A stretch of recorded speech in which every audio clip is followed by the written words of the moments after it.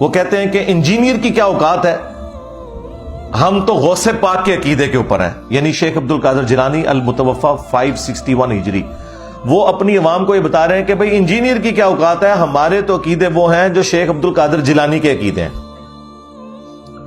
تو معذرت کے ساتھ اس سے بڑا کوئی بلنڈر ہی نہیں ہے. تمہارا شیخ عبد القادر جیلانی کے ساتھ کیا لینا دینا؟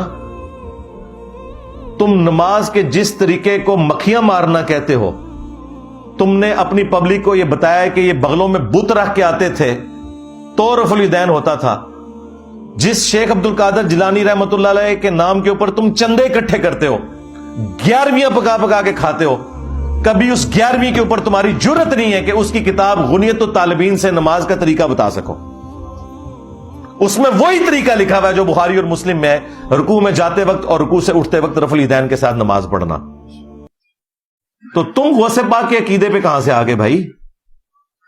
اسی کتاب غنیت الطالبین میں تمہارے غوث پاک نے اور ہمارے عبد القادر جیلانی رحمت اللہ علیہ نے تم حنفیوں کو گمراہ جہنمی فرقہ لکھا ہے.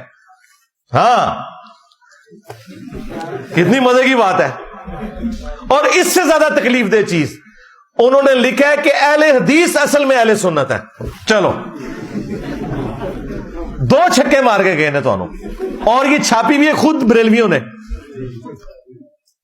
نماز کا طریقہ عقیدے وہ تو تمہارے والے ہے ہی نہیں تھے.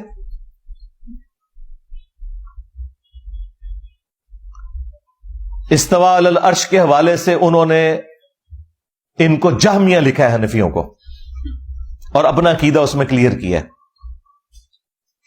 تو 11ویں کے اوپر کبھی عبد القادر جیلانی کی کتاب غنیت الطالبین سے تم نماز کا طریقہ بتا سکتے ہو؟ 2 ہی ان کے بابے ہیں جی، انٹرنیشنل بابے، باقی تو سارے لوکل ہیں. انٹرنیشنل بابے جو ہے نا 2 ہی ہیں، اور میں ان دونوں کی عزت کرتا ہوں کتاب و سنت کی حدود کے اندر.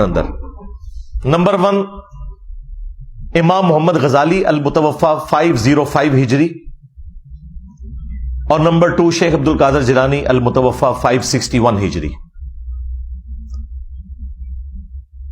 اور مزے کی بات، امام غزالی نے اپنی کتاب کیمیائے سعادت میں اور شیخ عبد القادر جیلانی نے اپنی کتاب غنیت الطالبین میں نماز کا وہی طریقہ لکھا ہے جو بخاری اور مسلم میں ہے، رکوع میں جاتے وقت اور رکوع سے اٹھتے وقت رفع الیدین کر کے نماز پڑھنا.